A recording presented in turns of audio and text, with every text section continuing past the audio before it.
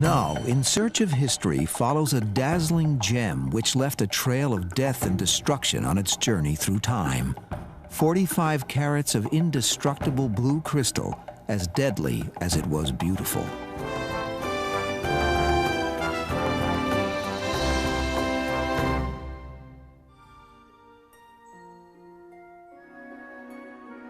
It has been called the Blue Mystery and a fragment of midnight sky. At 45.5 carats, the Hope Diamond is the largest blue diamond ever discovered. The fabulous gem has a tangled history that can be traced back across centuries. Given its rarity and splendor, it is not surprising that such a gem should acquire a reputation.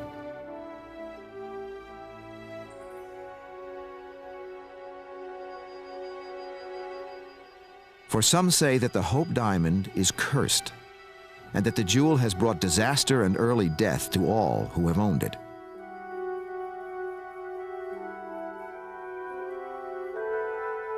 Humanity has assigned supernatural abilities to precious stones from the time that the first primitive people discovered and worshipped the glittering pebbles that we now call jewels.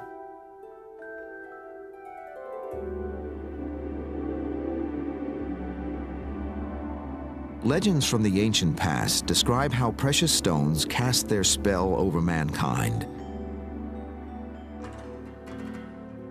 One ancient Persian creation myth gives a vital role to gems in the story of the Garden of Eden and the temptations of Satan.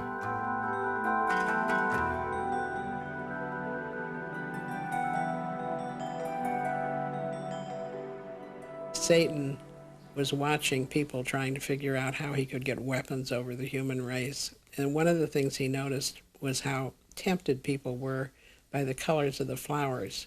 So he tried to duplicate the colors of the flowers out of earth and thus created gemstones. Whether they were considered a force for good or evil, gems were assigned magical properties when worn as talismans, ranging from healing energy to deadly curses. When you look at gems as talismans, the qualities, the obvious qualities of these gems generally lend a great deal of color to what they're used for as talismans. So the diamond has two major qualities that jump out at you. It's clear, and so it's associated with purity. And it's the hardest element known to us, so it's also associated with strength, with protection.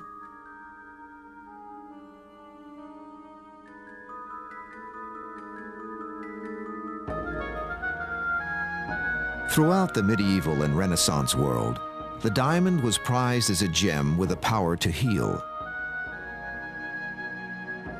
The 15th century Italian doctor Camillus Leopardus ascribed strange medicinal abilities to diamonds.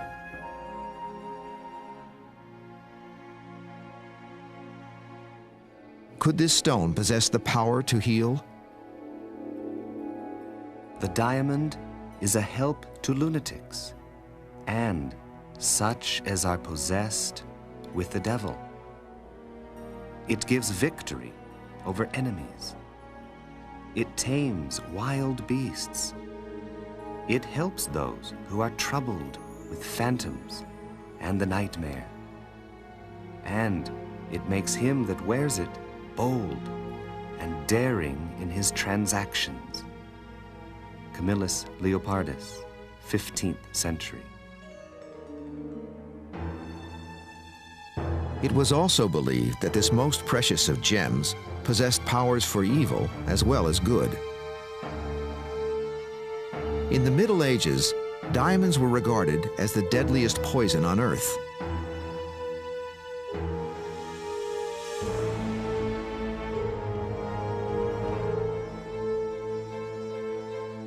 Renaissance princess Catherine de' Medici, renowned for her patronage of the arts and notorious for her political manipulations, reportedly used diamond powder to poison her family's rivals to the throne.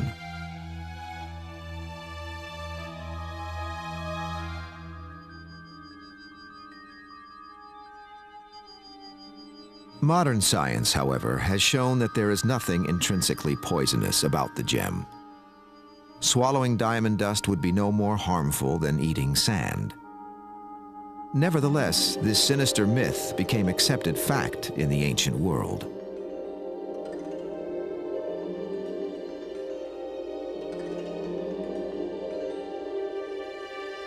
Tales of the poisonous effects of diamonds may well have originated in India nearly 3,000 years ago.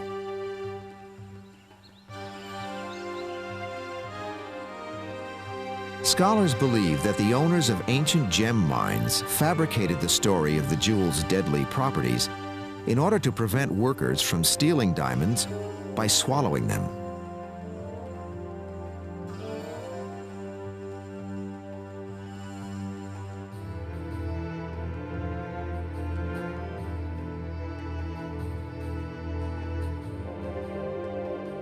The glorious Hope diamond itself must have originated in India, for until the mid-19th century, all the diamonds in the world had come from the mining pits of the Punjab.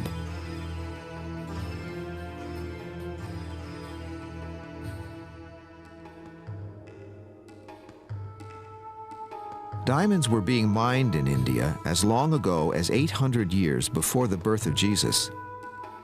The gem was so highly prized that Indian diamond merchants counted as their customers the Caesars of Rome and the emperors of China. By the 17th century, Indian mining towns were among the wealthiest cities in the world.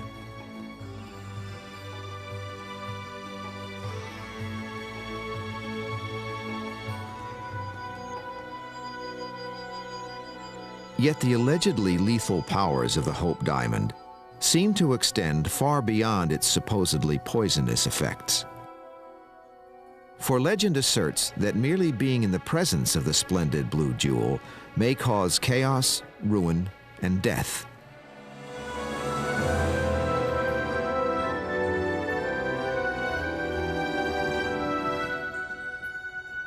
According to tradition, the curse of the Hope diamond originated in 17th century India during the reign of the Mughal emperors. On a sweltering evening during monsoon season, a French adventurer by the name of Jean-Baptiste Tavernier begged for shelter at a remote Hindu temple.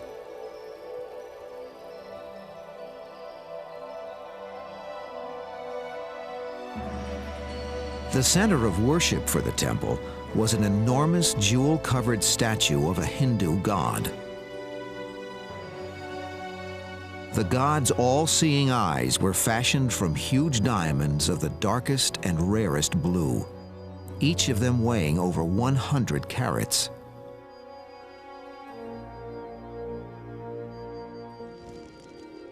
Late that night, Tavernier crept into the inner sanctum of the temple, intent on stripping the god of its treasures. But at the very moment the Frenchman pried out the first glittering diamond eye, he was discovered by one of the temple priests.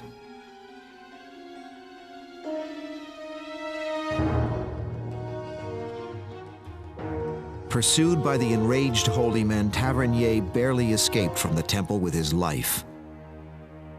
But he clutched in his hand a glittering prize, the largest blue diamond in the history of the world. The Hope diamond is supposed to have been the eye of an idol. And such stones, if stolen from their original owners, were inevitably supposed to be cursed. Rather like the curse of King Tut throughout history. Sacred things put to profane uses have always brought horror and harm to the profaner.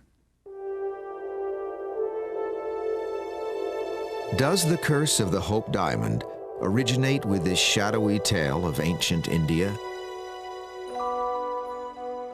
The source of the Hope diamond is the first big mystery, because we don't know positively where it did come from.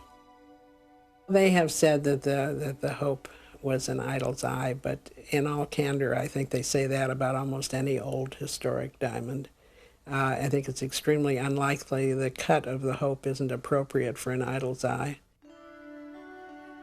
The Hope diamond probably was found in the early 1600s. We know that the diamond was eventually acquired by Jean-Baptiste Tavernier, who was a well-known gem merchant at that time. We're not sure where he acquired it, whether he got it in India or whether he bought it somewhere else. However Tavernier acquired the diamond, we can trace its journey simply by following the trail of death and disaster it left behind.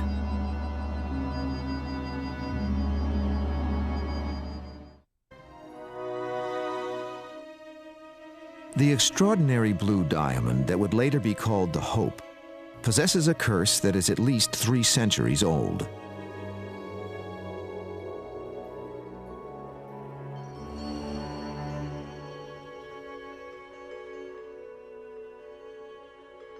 Who was Jean-Baptiste Tavernier, the first recorded owner of the fabled diamond?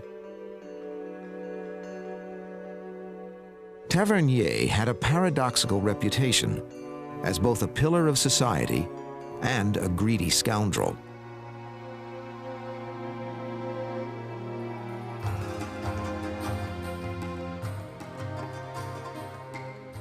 Tavernier traveled the world and became the premier diamond merchant of Europe and Asia in the 17th century.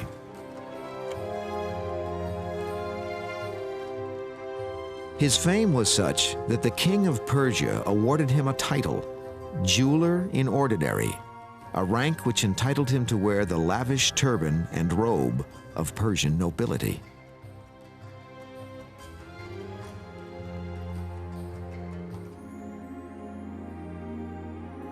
In 1642, Tavernier first recorded his possession of an incredible blue diamond.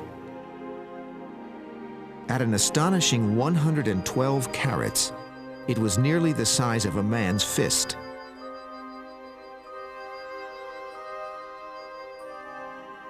But for some unknown reason, Tavernier's usually precise records never mention how he came to acquire the extraordinary gem.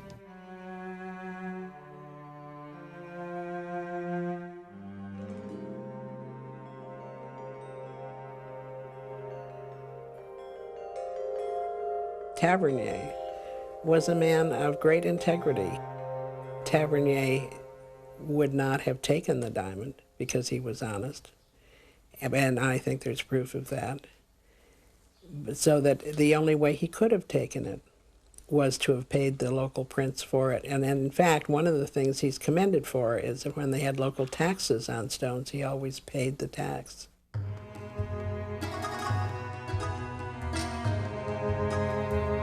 All that is certain is that, somehow, Jean-Baptiste Tavernier had come into possession of one of the most extraordinary diamonds in the history of the world.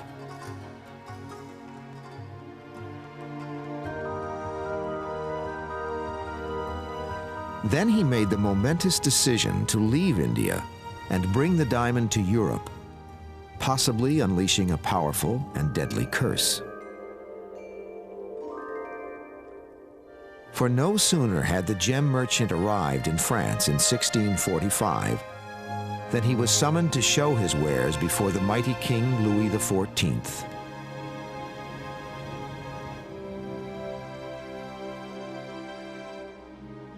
Louis had dubbed himself the Sun King, a fitting title, for he was the most powerful monarch in Europe, his glittering court at Versailles the envy of the world.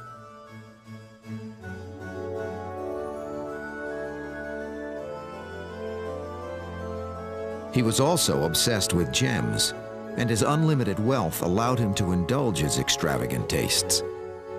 A single royal coat from his lavish wardrobe glittered with 123 diamond buttons and 396 jeweled buttonholes. Tavernier's arrival from the diamond mines of India instantly caught the attention of this king with a passion for jewels. Upon seeing Tavernier's treasure trove, Louis XIV immediately bought 44 large diamonds and more than 1,000 smaller diamonds. But for the king, one jewel outshone all the others.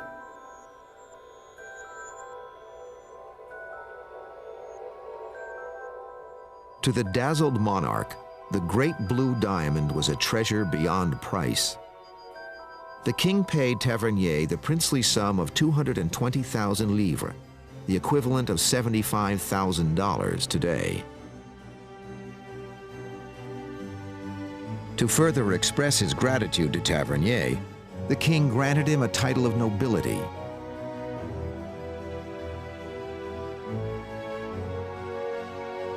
Suddenly, with the sale of his most precious jewel, Tavernier rose from an itinerant merchant to a prosperous aristocrat.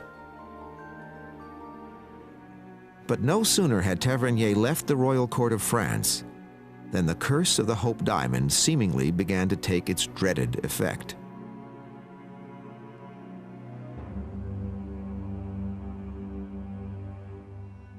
Tavernier's nephew defrauded him of his entire fortune in gems, according to legend.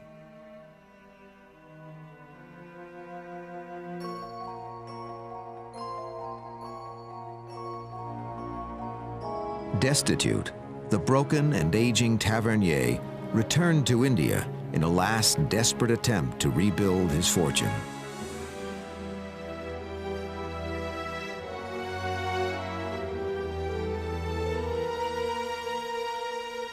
According to the tale, he died a grisly death in the Indian desert, torn apart by a pack of wild dogs.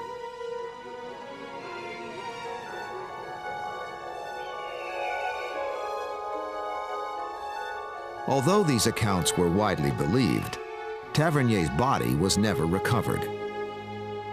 The facts behind Tavernier's disappearance would not be revealed for over 100 years.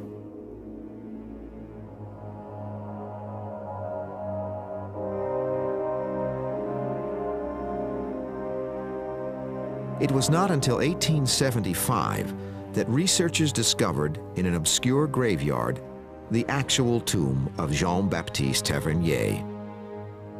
The great gem merchant had not perished in an Indian wasteland. He had died in Russia, in the heart of Moscow, and far from being a broken man, Tavernier had in fact lived a long and prosperous life.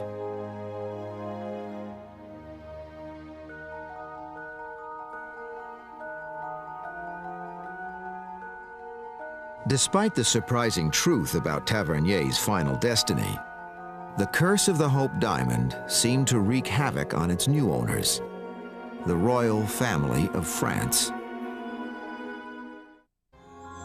By the 1700s, the crown jewels of France were considered the most fabulous gem collection in the world, thanks in no small part to the glorious blue diamond.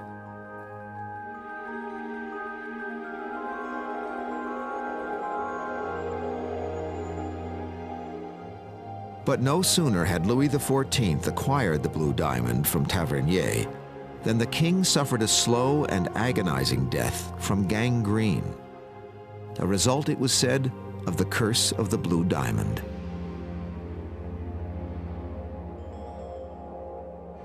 His heir, Louis XV, passed the deadly gem to his own grandson when he died in 1774. Tragically, the new king also seemed to have inherited the blue diamond's deadly legacy.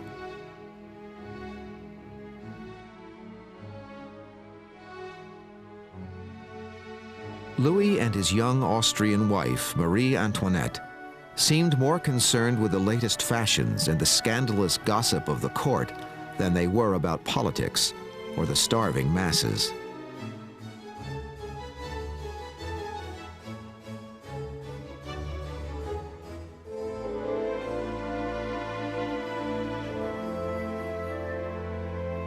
An avid collector of jewels, Marie Antoinette's favorite gem was the magnificent Great Blue Diamond, which legend says she flaunted at royal balls and intimate soirees. But did Marie Antoinette ever really wear the Hope Diamond herself? There's absolutely no evidence to show that Marie Antoinette ever wore the Hope Diamond. It was put into an insignia that was only worn by the king. As far as the Hope Diamond is concerned, it's up to you whether you decide that it's bad luck, good luck, or brings any luck at all. But if you're going to reach some conclusion, please, please base it on a true story. Don't, for example, say that Marie Antoinette had bad luck because she wore the diamond when she didn't. Whether or not Marie Antoinette wore the Hope Diamond, it seemed as if the blue jewel was an outward metaphor for the greed and avarice that led to the royal family's downfall. July 14th, 1789, an angry Parisian mob stormed the French prison called the Bastille.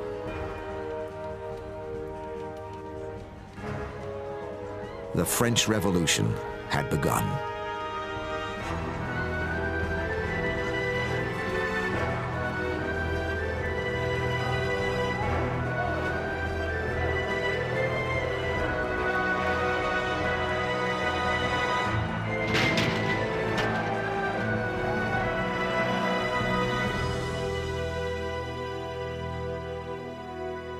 Wealthy aristocrats suddenly found themselves on trial for crimes against the people.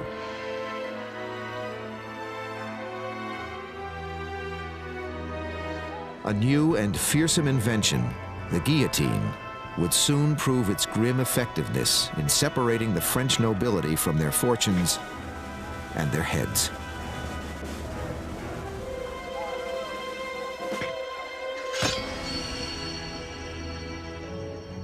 Sensing mortal danger, the king and Marie Antoinette fled the Palace of Versailles under cover of darkness.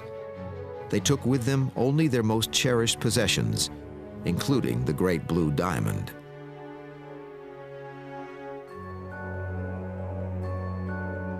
Within a day, they were captured and placed under arrest.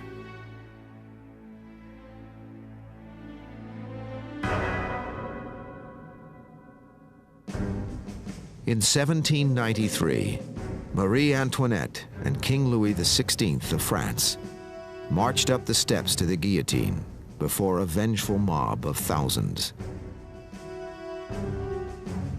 The necks that had once worn the magnificent blue diamond now felt the deadly kiss of the guillotine's blade.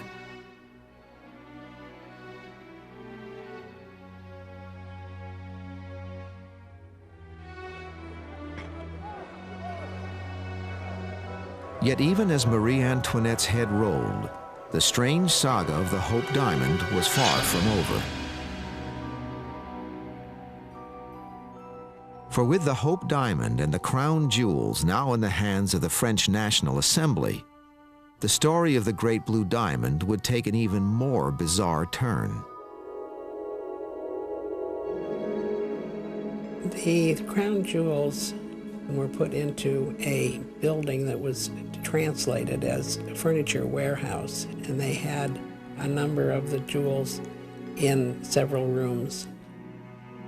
A man who was in prison heard about the warehouse, and he recruited a lot of other people to join him in robbing the crown jewels. The aftermath of all this is a little bit like a musical comedy or something, because they robbed the jewels over a 6-day period. And at times they invited their girlfriends in and had a picnic while they were there.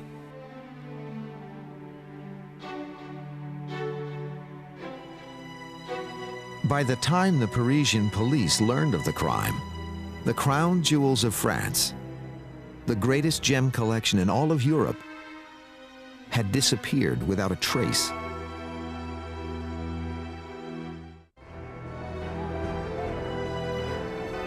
Swept up in the reign of terror following the French Revolution and the execution of King Louis XVI, the great blue diamond of the crown vanished from sight.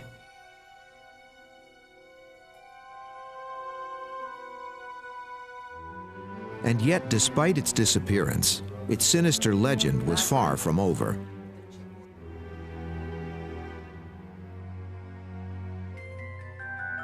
"20 years after the French Revolution, in 1813, a much smaller blue diamond turned up in an obscure London jewelry store.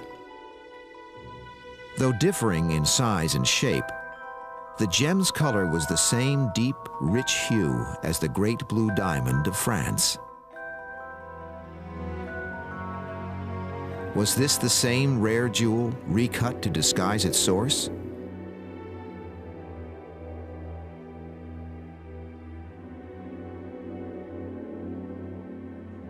Most experts agree that the striking similarities between the two stones must certainly be more than just coincidence.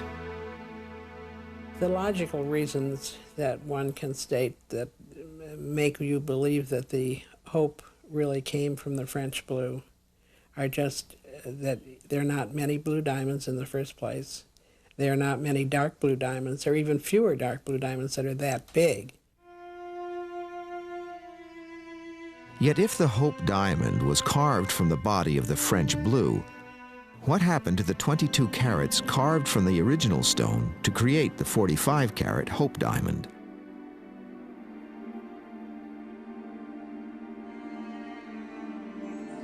Are there other, smaller stones cut from the giant blue diamond of the French crown? The biggest mystery of the Hope diamond, it would seem to me, if there is a curse, what happened to the rest of Tavernier blue? If there are one or two other stones, are they similarly cursed? If other Tavernier blue stones exist, have they too brought misfortune and horror to their owners?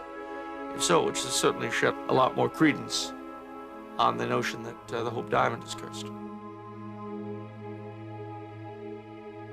Some experts believe that the missing jewels will never be found. The diamond was recut between 1792 and 1812, and it was cut from 67 carats down to the present 45.5 carats. The shape of the French blue at that time and the current Hope diamond pretty much preclude having had any other diamond cut from it. It would have been lost during the cutting process, and unfortunately then is lost forever. It is at this crucial juncture, the diamond said to carry the curse would now, ironically, take on the name of Hope.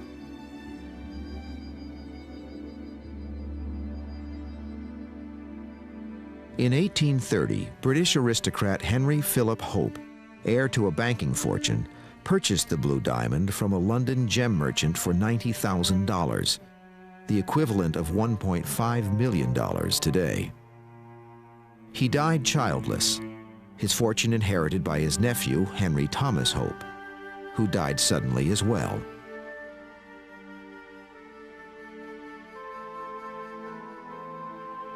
In 1887, Lord Francis Henry Hope became the sole owner of the Hope diamond and heir to the Hope family's fabulous wealth.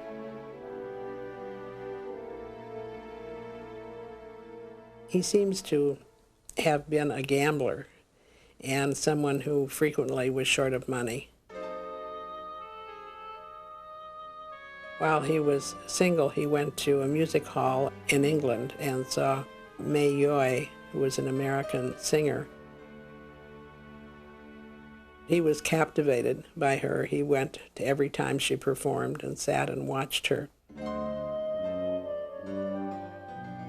In 1894, Madcap May Yoy, as the press called her, was as famous for her notorious off-stage escapades as she was for her on-stage roles. Despite their difference in social class, Lord Hope and the young singer became engaged.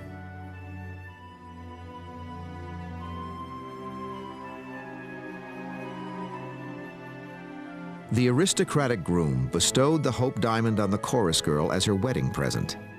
Could true love triumph over the fabled curse?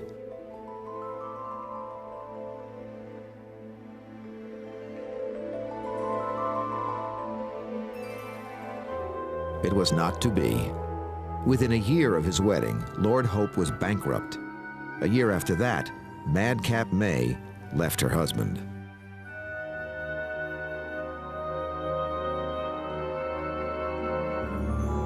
Financially and emotionally devastated, Lord Hope sold the dazzling blue diamond he had given to his bride for a sum of $140,000, the equivalent of nearly $2 million today.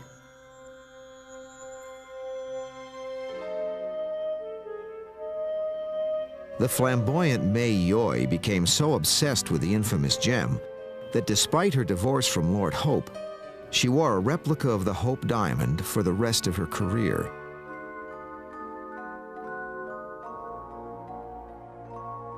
Tragically, the curse seemed to cast its shadow across her life as well. For when she founded a hotel she named the Blue Diamond, it burned to the ground within months of opening.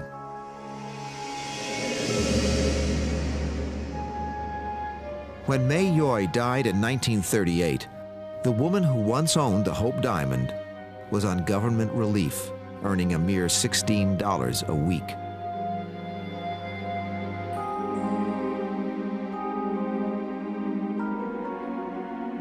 Whether the curse of the Hope Diamond destroyed generations of the Hope family, or if the string of disasters that befell them was simply a matter of coincidence, is open to interpretation. If you ask me that question straight out, is there a curse on the Hope Diamond, I would hem and I would haw. And I would say, well, perhaps it's coincidence. Remember that precious gems carry with them a great deal of temptation to steal. The sort of people who can generally afford to own such things very often have difficult private lives. I could tell you all sorts of things like that.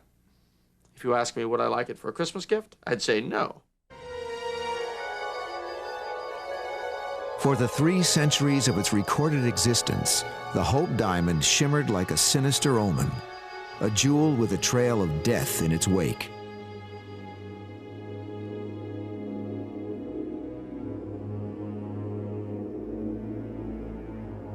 As the 20th century began, the legend of the Hope Diamond continued to cast its spell over all who came in contact with it.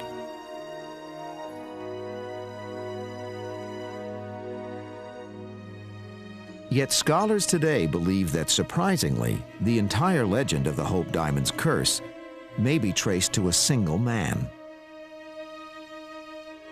His name was Pierre Cartier, and though a jeweler by trade, his dramatic flair for showmanship may have created one of the most enduring myths in history.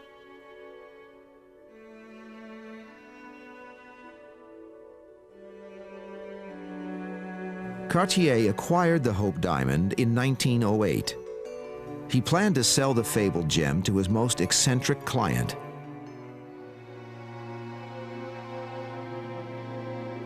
Evelyn Walsh McLean was the pampered daughter of a wealthy Colorado gold miner. Her extravagant wedding to newspaper tycoon Thomas McLean was the talk of Washington, D.C. In 1909, the newlyweds traveled to Paris to purchase a wedding present at Pierre Cartier's jewelry establishment. We're not sure how much Pierre Cartier himself had to do with really creating the story of a curse on the Hope Diamond, but clearly he was interested in selling this diamond to Evelyn Walsh McLean. He was aware that she was interested in stones that had a bit of history. She's also been quoted as having said that stones that were gems that were bad luck for other people were good luck for her. She was flamboyant. She said in her biography that she would gladly have hung by her heels from the top of the building or something. She had thought it would cause attention.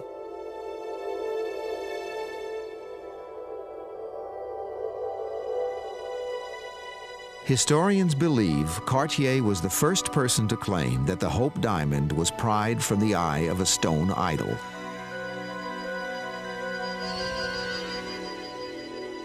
It was Cartier who first told the story of the diamond's discoverer, Jean-Baptiste Tavernier, being torn apart by wild dogs. And it was Cartier who first claimed that the Hope Diamond was worn by Marie Antoinette before her beheading. Apparently, Cartier's consummate salesmanship had the desired effect. In 1911, Evelyn Walsh McLean bought the Hope Diamond for $180,000, the equivalent of $3 million today. So it seems that that had to be the origin of the story of the curse, because we don't really have any documentation that speaks of a curse any earlier than that. The tale continued to grow, for Mrs. McLean herself helped enhance the diamond's bizarre reputation. She flaunted her disdain for the diamond's legendary curse in the most outrageous ways, keeping it under the pillows of her couch, and even mounting it on a collar for her dog.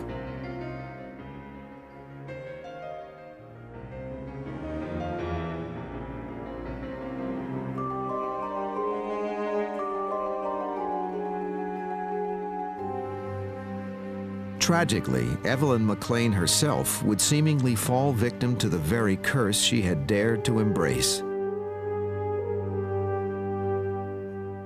Mrs. McLean's eldest son was killed in a car accident when he was 9 years old. Her husband became an alcoholic and died in a mental institution. And her only daughter committed suicide by a drug overdose at age 25. A broken woman, Mrs. McLean herself died less than a year later.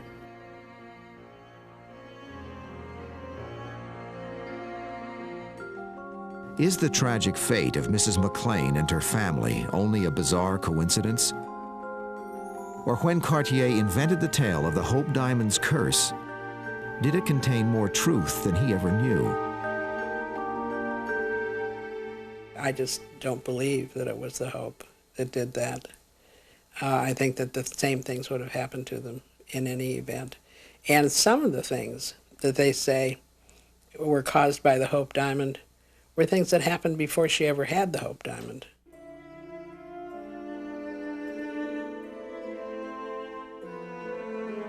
With Evelyn McLean's death in 1947, her heirs sold the diamond which had obsessed her to the renowned New York jeweler Harry Winston.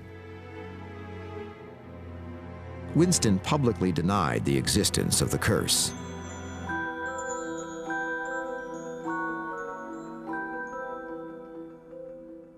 In 1958, he donated the Hope Diamond to the Smithsonian Institution in Washington, D.C. The world's most fabulous and most feared diamond now belonged to the American people.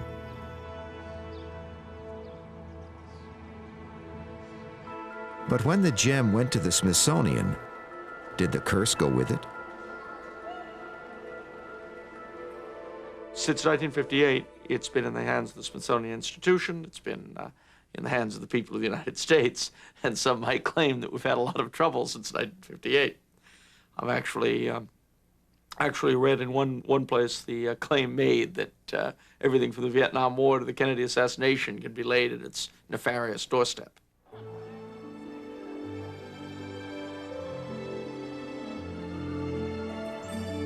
What is it about this sparkling piece of blue stone that spawns dark legends of chaos and destruction, even as it touches the hearts of millions?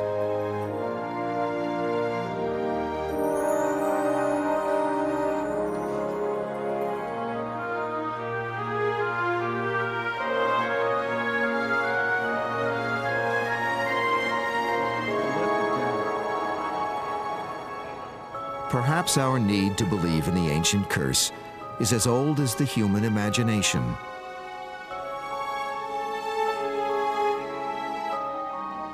Curses certainly answer a lot of questions. There are a lot of things that happen in human life, a lot of patterns that we cannot explain. The curse certainly takes the guesswork out of a lot of these things. If the Hope Diamond has no curse, if these are simply random things, it makes life a lot more difficult to understand. The human mind hates disorder. I think probably as long as there are gems, and as long as there are unpleasant patterns in life, we will have cursed gems.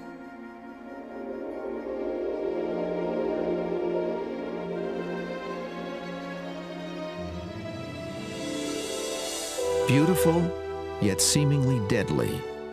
Flawless, yet apparently cursed. Perhaps it is this forbidden attraction that makes the Curse of the Hope Diamond such a haunting, seductive story.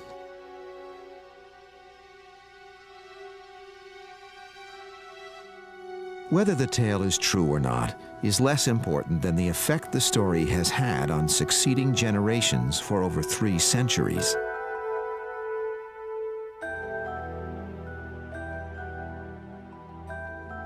The legend of the mysterious Hope Diamond endures with the strength and dazzling fire of the diamond itself, enticing those of us who dare to go in search of history.